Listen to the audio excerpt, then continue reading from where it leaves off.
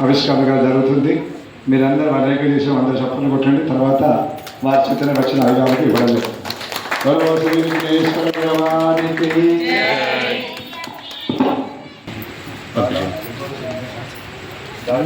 రాజా నువ్వు ఎక్కడే ఉంటుంది ఇవన్నీ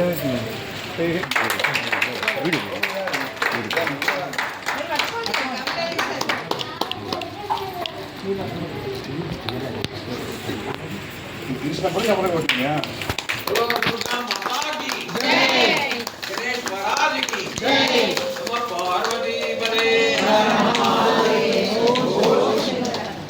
చప్పట్లు చప్పట్లు.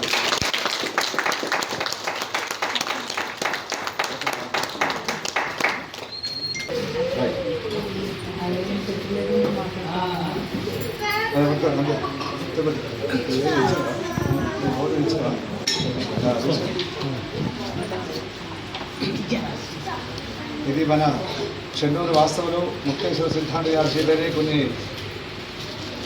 వందల సంవత్సరాల నుంచి భారతీయ పంచాంగాన్ని మనం ఈ ప్రాంతంలో ఎన్ని పంచాంగాలు వచ్చినప్పుడు కూడా భారతీయ వినియోగం చేస్తాం కాబట్టి భారతీయ ఫస్ట్ మనం ఇనాగ్రేషన్ చేయడం అందరికి ఇవ్వడం కూడా జరుగుతుంది. కాబట్టి ఈరోజే వారి చేతుల ద్వారా ఫస్ట్ అమ్మవారికి కూడా సమర్పించి ఇక తర్వాత ఇక్కడ ఎవరికి ఇవ్వండి.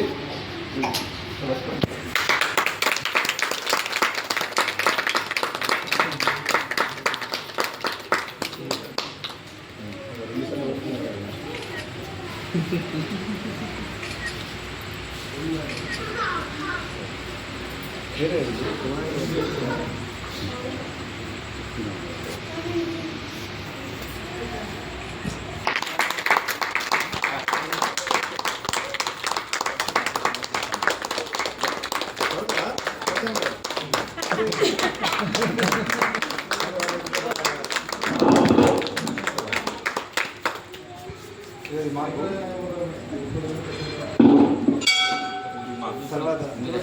మీరు పట్టుకోవాలి.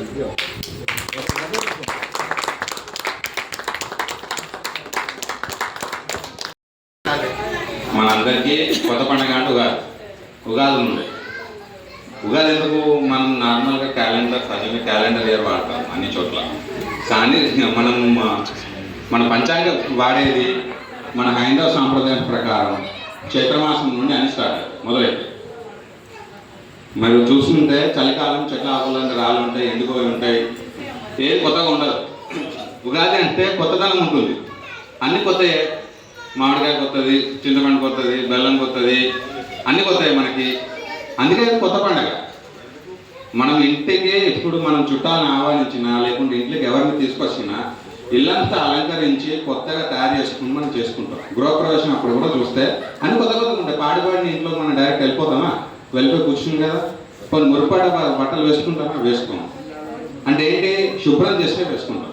అది మన పండుగ యొక్క విశిష్టత. అన్ని కొత్తగా ఉంటాయి, ఏదైనా ఒక ఆనందం కలిగించే విధంగా ఉంటుంది. మరి పంచాంగం దేనికి? పంచాంగం చాలా మంది అనుకుంటారు పంచాంగం పిండితే వర్షాలు పడతాయంటే. పంచాంగం పిండితే వర్షాలు పడకపోవచ్చు, కానీ పంచాంగంలో చాలా ఉంటాయి. మన గృహప్రవేశ ముహూర్తాలు, ఒకే పెళ్లిన ముహూర్తాలు, ఇవే కాదు. పంచాంగంలో వర్షం ఎంత పడుతుంది, దేనికి ఎక్కువ విలువ ఉంటుంది, ఏ పంటలు ఎక్కువ పండుతాయి అంటే దానికి అనుగుణంగా మన జీవన విధానం మారాలి. తిథి, వార, నక్షత్ర, యోగకరణం అన్నీ ఉంటాయి దాంట్లో. మనకు మీరు చూస్తుంటే ఇంత వర్షం పడుతుంది, ఏ పంటలు ఎక్కువ పండుతాయి, రస పంటలు ఎక్కువ పండుతాయా, నీరసం పంటలు ఎక్కువ పండుతాయా, ఈసారి నువ్వులు ఎక్కువ పండుతాయా, ధాన్యం ఎక్కువ పండుతుందా అంటే దానికి అనుగుణంగా మనం పంటలు పండించాలి. అది అందరికీ ఉపయోగపడేట్టు ఉంటుంది. జ్యోతిష్ శాస్త్రం అనేది శాస్త్రమే అంటున్నాం, జ్యోతిష్ శాస్త్రం అంటున్నాం, మూఢనమ్మకం అనట్లేదు. శాస్త్రం అంటే సైన్స్. మన అందరం దాని గురించి తెలుసుకొని పంచాంగాన్ని సద్వినియోగం చేసుకోవాలి. అందరికి ఉపయోగపడేట్టు, మానవాళికి ఉపయోగపడేట్టు మనం ఈ పంచాంగాన్ని మలుచుకోవాలి.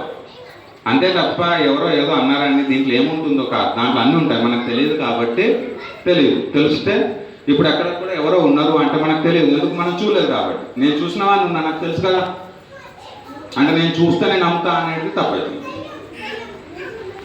కాబట్టి మనం మన ధర్మాన్ని, మన హైందవ సాంప్రదాయంలో ఉన్న శాస్త్రాన్ని అందరం తెలుసుకోవాలి.